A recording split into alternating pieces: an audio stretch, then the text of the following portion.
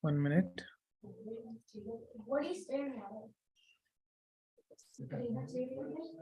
I'm gonna stare at you. I'm just staring at you now.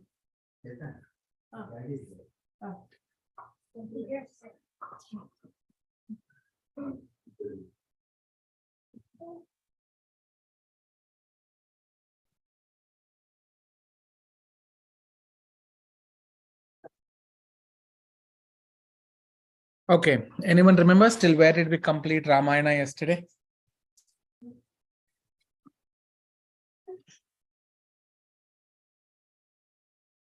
Can you hear me? Yes, Prabhu. Yeah, anyone remembers till where did we complete yesterday? So Dashratha did the yagya, right? Ashwamedha yagya. Okay, all right, yeah, got it. So today is the day 5. So we discussed yesterday that the Yajna Purusha, he gave this pot of payasa, which is called Divya Payasa Sampurna. It is a divine dessert, payasam. And he said that you give this to your eligible wives. And then Dashrath Maharaj, he took that payasam pot from the Yajna Purusha, he circumambulated him, he did pradakshina to him, and he left. Yajna Purusha, he left from the Vedic sacrificial arena. So Dashrath Maharaj, he became very ecstatic when he received the payasa patra, and he went to his palace chambers, and first he asked Kausalya to take the payasam. Kausalyaye narapatihi payasardham dadau tata ardhardardham dadau chapi sumitraye naradhipaha kaikayyai chavishtardham dadau putrartha karanat pradadau chavishtardham payasasyamritopamam anuchintya sumitraye punareva mahipatihi evam tasam dadau raja bharyanam payasam pritak. So what the shloka tells is, Dashrath Maharaj, first he gave the payasa, the dessert, half of that dessert he gave it to Kausalya Devi, then half of whatever was left over, that means like 1/4, he gave it to Sumitra, so she took 1/4, and remaining 1/4 again he divided into 2, and one of that is like remaining 1/4, half of that is 1/8, what was left, he gave to Kaikeyi, and again whatever the remaining 1/8 he gave it to Sumitra. So he distributed this payasam among the wives differently, and Dashrath Maharaj and the wives of Dashrath Maharaj, they became very happy. And after some time, see, tatastutaha prashya tadam uttamastriyo mahipate ruttama payasam prathak hutashanadityam sama natejaso chirena garbhan pratipedire tada. So after consuming the payasam, the dessert, and as per the garbhadana samskara, so you see we have samskaras, humans have the samskaras, which are basically to civilize the human society. So the first samskara which is done is garbhadana samskara. Garbhadana samskara is a process by which after the marriage of the both bride and bridegroom, the brahmana who does that the ritual, the marriage ceremony, he comes and explains that this is the time that you both must consummate, and he gives a particular time also, time tithi based on their horoscope. And there is a process that both the wife and husband, they undergo certain vow, they undergo certain diksha process so that they will purify themselves, and then based on the tithi, everything is decided, then they meet. So after Garbhadhana samskara, there are other samskaras. The 16 samskaras are there. So when the baby is there within the womb itself, one samskara we all know is Simantanoyana samskara. Baby showers we call them as. So Simantanoyana samskara is one. And there are other samskaras where also, but we're not doing nowadays. Nobody is doing it. After the boy or the girl is born, the baby is born, then there is the samskara of namakarna, jatakarma, all those things will come. So in that, one is chudakarna, to make holes in the ear also. That is one of the samskara. Then head shaving, mundana samskara. So the last samskara in the 16th is Antyeshti samskara. That means when a person is dead, it will be done to him. Before that, the 15th samskara is called marriage samskara, vivaha samskara. So all these are there. So as per the process of Garbhadhana samskara, Dasharath Maharaj, he met with his queens, and the queens became pregnant. So upon seeing his queen's confirmed pregnancies, Dasharath Maharaj became very happy, and he regained his heart from the sadness of not having the sons. And 1 minute.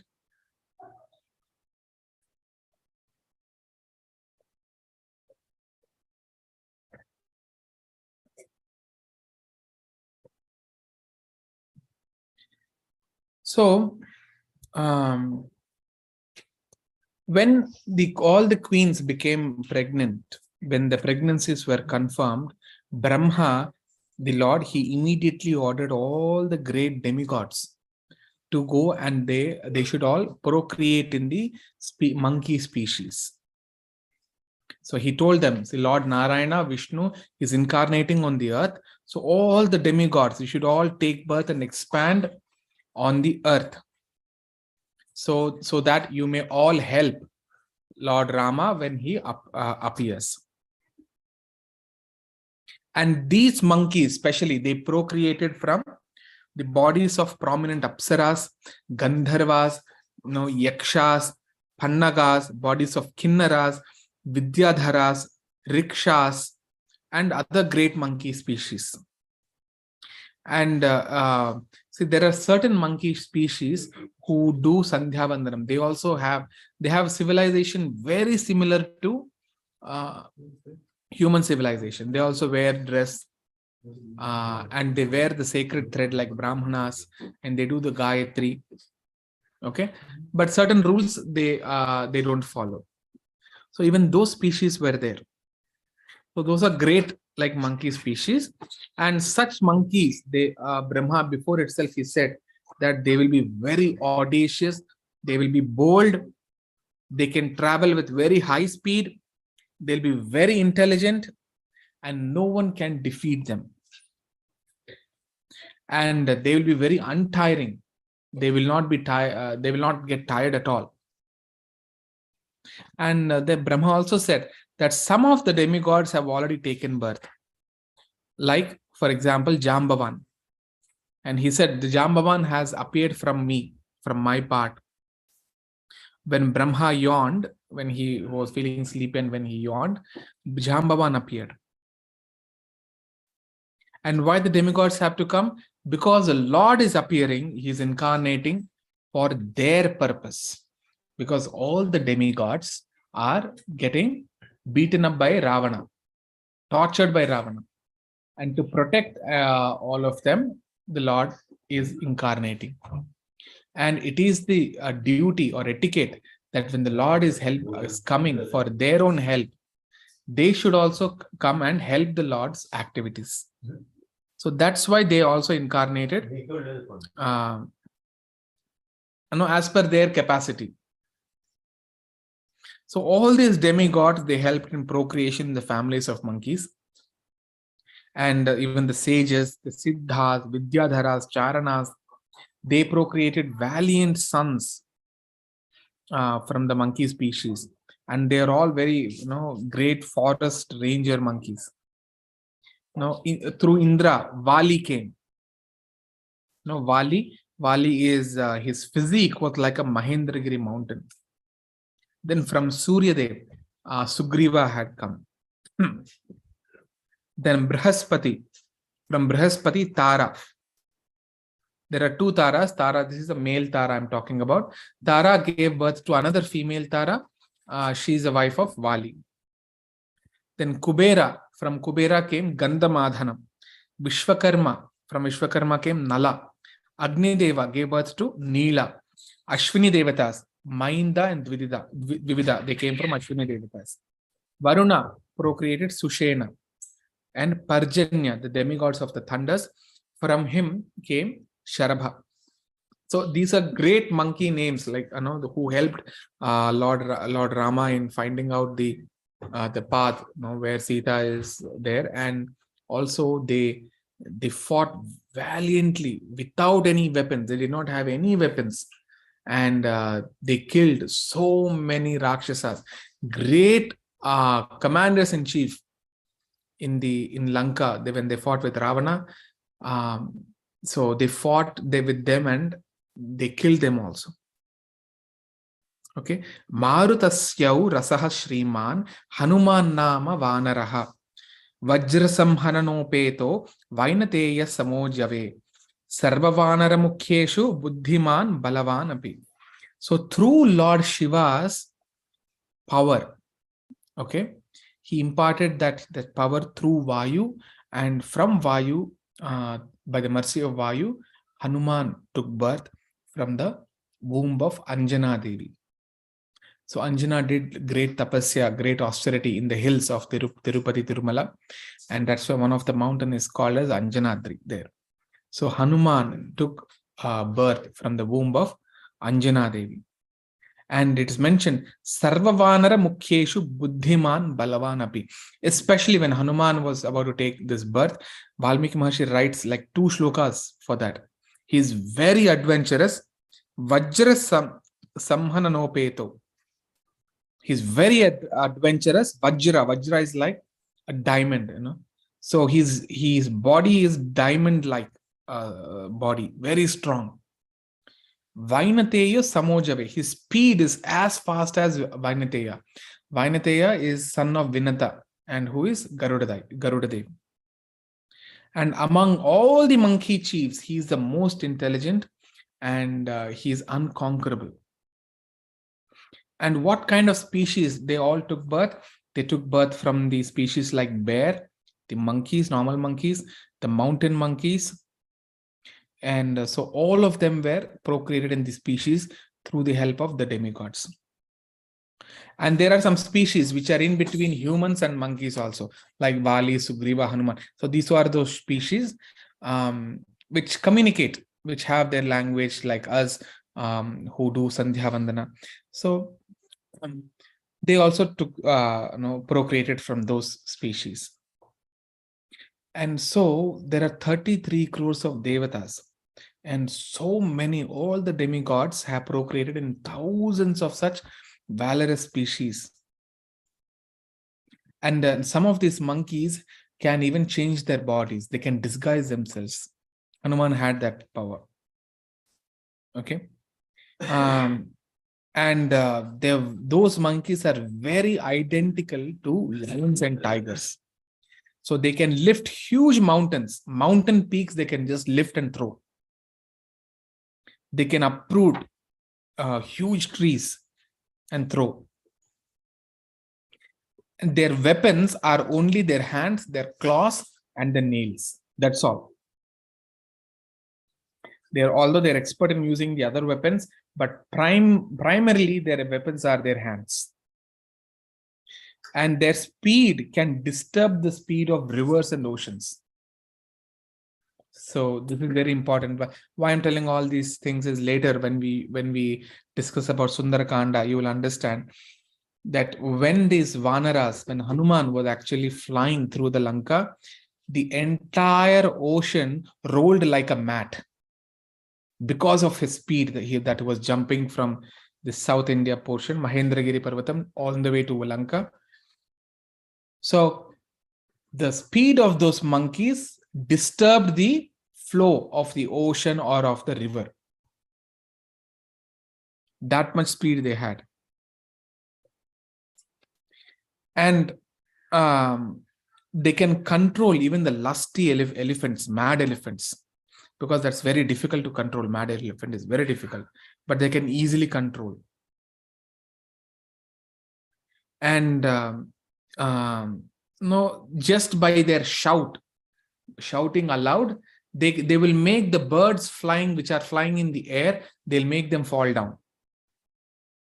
So that much of like sound vibration they had, the frequency. So millions and billions and trillions of monkeys were born. And further, those monkeys gave birth to some more greater monkeys. And where they're very well versed with the warfare.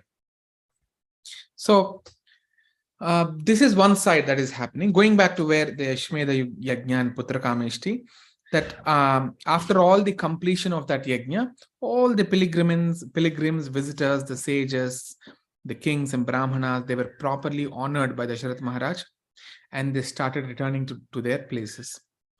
And so when they leave, their entourage also followed them. Okay.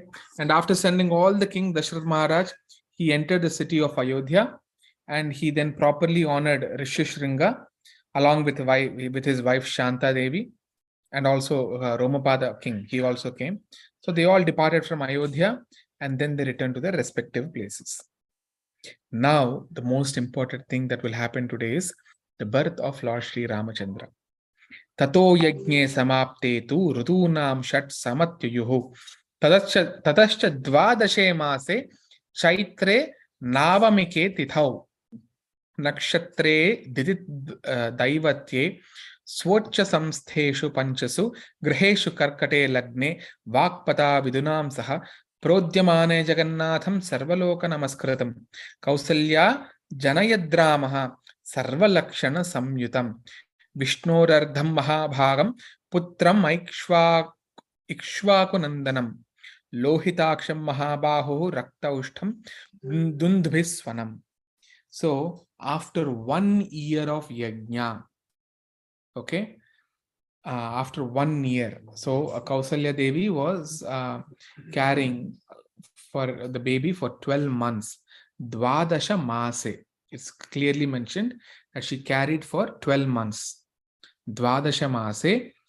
Okay. In the Chaitra month, on the Navami Tithi, Punarvasu Nakshatra, Karkata Lagnam, and when 5 of the 9 planets like Surya, Kuja, Shuka, Guru and Shukra, Shani, they are in the Uchasthana, the highest position in the horoscope, if you say. At that time, Kausalya Devi, she gave birth to Lord Sri Ramachandra. If anyone who knows this astrology, they can easily come to know that someone who is born in this time during this period must be a very, very great personality. So when Lord Ram was born, Kausalya Shushubhetena Putrenam Mita Tejasa Yathavarena Devanam Aditi Vajrapanina. So Kausalya Devi was shining with effulgence, just like when Aditi gave birth to Indra. So Indra's mother is Aditi Devi. So when she gave birth to Indra, and she also glowed with effulgence. So exactly like that, Kausalya Devi also was shining with effulgence. Then after Lord Rama was born, Bharata Maharaj was born. Bharato nama Kaikayam Jagne Satya Parakramaha Sakshad Vishnu Chaturbhagaha Sarvai Samuditau Gunaihi. So Bharata was born on the Pushyami Nakshatra. That means the next nakshatra. after Punarvasu. Meena Lagna, Chaitra Masam, same, on the Dashami Tithi. So Rama was born on the 9th day and Bharata was born on the 10th day, Dashami Tithi. And he was Sakshat Vishnur Chaturbhagaha. So there are Chaturbhagaha means there are quadruple expansions of Lord Vishnu, Narayana. Sankarshana, Pradyumna, Aniruddha, and Vasudeva. So Vasudeva himself is Lord Rama. Sankarshana is Lakshmana. Pradyumna is Bharata. Aniruddha is Shatrughna. Okay. So then after that, Lakshmana and Shatrughna, the twins, were born to Sumitra Devi. Because first Sumitra, she took 1/4 of the payasa, and again she took 1/8 at the end. Atha Lakshmana Shatrughnau Sumitra Janayat Sutau Veerau Sarvastra Kushalau Vishnurardha Samanvitau. So twins were born on the same tithi and like same the 10th day, Dashama tithi. But the nakshatra was Ashlesha Nakshatram and Karkata Lagna. And when they were born, the whole nature was peaceful. Wind was blowing very pleasantly. The sky was clear. Celestial beings were singing melodious songs. Apsaras, the celestial dancers, they were dancing. The drums were being played. And when they were born, there was a shower of flowers from heaven onto Lord Rama. And there was a great festivity of joy in Ayodhya and also in all the upper planetary systems. All the citizens and denizens of heaven, they all became very happy and they are jumping with joy. And all the actors and drama singers and instrumentalists, they were joyously performing different kirtanas on the streets. And Dasharath Maharaj, he gave very worthy gifts to all the performers. And he immediately donated thousands of cows to Brahmanas. Okay, so these are the Chaturvyuha expansions of Lord. Those are Vasudeva, Sankarshana, Pradyumna, and Aniruddha. So they were all born in the family of Ikshvakukulam. Okay, and then when Lord Rama was born, the naming ceremony was performed by Vasishtha Muni, who was extremely filled with happiness. Parama Preeto, who Vasishtha Muni was Parama is the highest level, and Preeta is loving or happiness. He became extremely pleased. So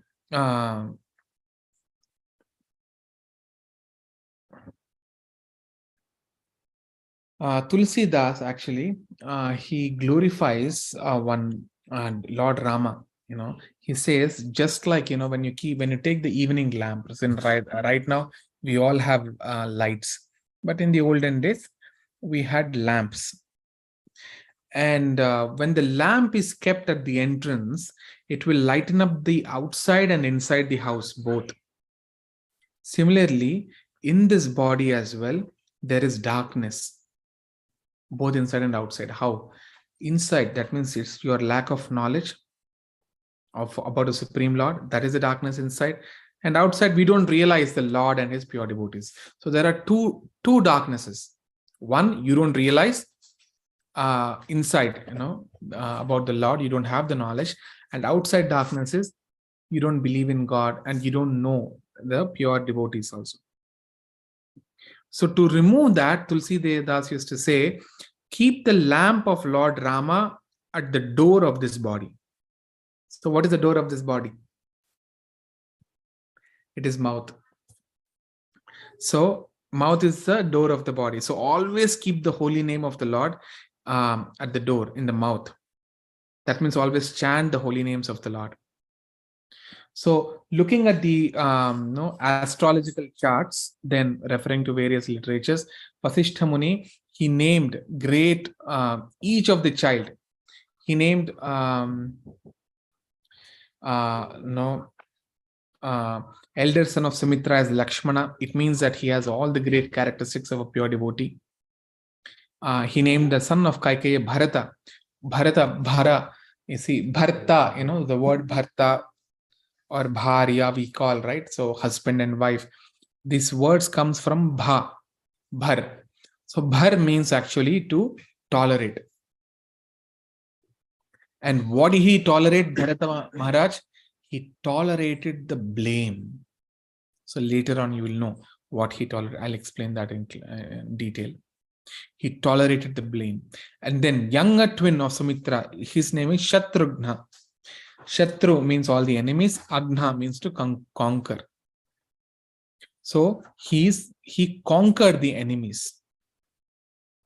The Narottam Das Thakur, one of the acharyas in our disciplic succession, he says that I'll engage my lust in eagerness to serve Krishna. I will use my anger against those who are envious of devotees. I'll be greedy to hear the topics of Hari in the association of pure devotees. And I will be illusioned if I fail to achieve my Lord, my worshipable Lord. And I will feel proud to chant the glories of holy name. In this way, I will engage all my whatever the qualities which are normally thought as bad qualities, if you have them in material world, he said, I will use them in their respective duties. So these are the different actually enemies: lust, anger, envy, greedy, being illusioned, proud. All these are enemies. So keeping all these enemies aside, Shatrughna, he voluntarily took the service of Rama's devotee, Bharata. See how Lakshmana used to serve Rama, Shatrughna was serving Bharata, the devotee of the Lord. He was serving the devotee of the Lord, servant of the servant of the servant. So then all the samskaras were performed like Annaprashana, when the baby starts consuming the grains. So till that it's all milk, and then Annaprashana is done. Then tonsure, shaving of the head, and then the sacred third ceremony, Upanayana. So Balyat Prabhrati Susnigdho Lakshmano Lakshmi Vardhana Ramasya Lokaramasya Bhratur Jeshtasya Nityashaha. Right from the childhood, Lakshmana is very friendly towards his elder brother. Right from his childhood. So every time Lakshmana and Shatrughna, if they are in the palace of Sumitra, in the quarters of Sumitra Devi, both of them cry in the cradle. So Sumitra would carry both of the babies, and she would come to Kausalya Devi's quarters, and immediately Lakshmana will become quiet. So she leaves Lakshmana in the next to the cradle of Rama. Then he becomes very quiet. And Shatrughna, she takes him to the Kaikeya's chambers. And there, when he's kept next to the Bharata, he becomes very quiet. So, from their birth, they understood, everyone understood that Lakshmana is very loving and in service attitude to Rama, and Shatrughna was very pleasing and having serving attitude towards Bharata. So whenever Rama goes out, Lakshmana follows. When Bharata goes out, Shatrughna follows. Both are inseparable. And then after the samskaras, slowly they started going to Gurukula, and all the princes, they started learning the Vedas, and they became scholars in the Vedas. And they learned, the Vedic, the various Vidya, Dhanur Vidya, like the warfare, the knowledge on the warfare. So they learned all different Vidya from their spiritual master, who is Vasishtha.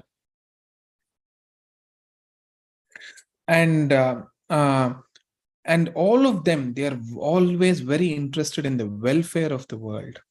But among these four, Lord Rama was dear to one and all in the world. And then they explained, so what all Lord Rama, Lakshmana, they all learned in the Gurukul. So they became the champion of riding the elephants and horses. And they also became expert in tactically riding the chariots. And they became expert in the archery art of throwing the arrows in the battlefield. And they were always absorbed in the obedient service of their father, that's Dasharath Maharaj. In next verse, Valmiki Maharshi, he explains that Lakshmana as Lakshmi Sampanno, Sarvapriya Karatstasya Ramasyapi Sharirataha, Lakshmano Lakshmi Sampanno, Bahiprana Ivaparaha. So Lakshmana dedicated himself completely Lord Sri Ram. He used to do all the physical service, Sharirataha, with his body to Lord Ram. And he himself does the whatever required duties, plus he would come and serve Lord Ram. And it looked that Lakshmana was the external life of Lord Rama. Bahi pranaha. Bahi is an external. Prana is life force. And he was also a representative of Lord himself. That's how they all understood. Nachatena vina nidram labhate purushottamaha mrishtam annam paniyam tamashnati nahi tam vina. So Rama will not get sleep without Lakshmana, and Rama will not eat food without Lakshmana, although it's very delicious. Mrishtam annam means delicious rice or prasadam. So wherever Rama goes, Lakshmana follows. Without Lakshmana, Rama would not go anywhere.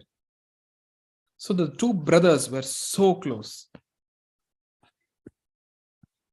So whenever Ram, he mounts a horse and goes on the hunting game, Lakshmana immediately he rushes after him, taking his bow and faithful as a faithful attendant.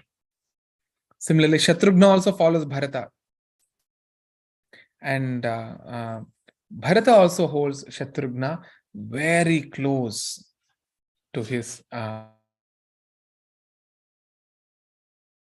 own life, very close to his heart. Okay, with this, I will stop here. Tomorrow, we will continue from this point. Any questions?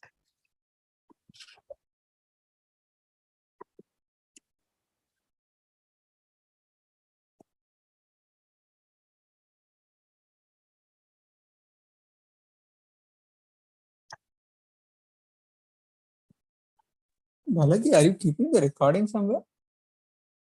Yeah, it is. It's going live actually. It's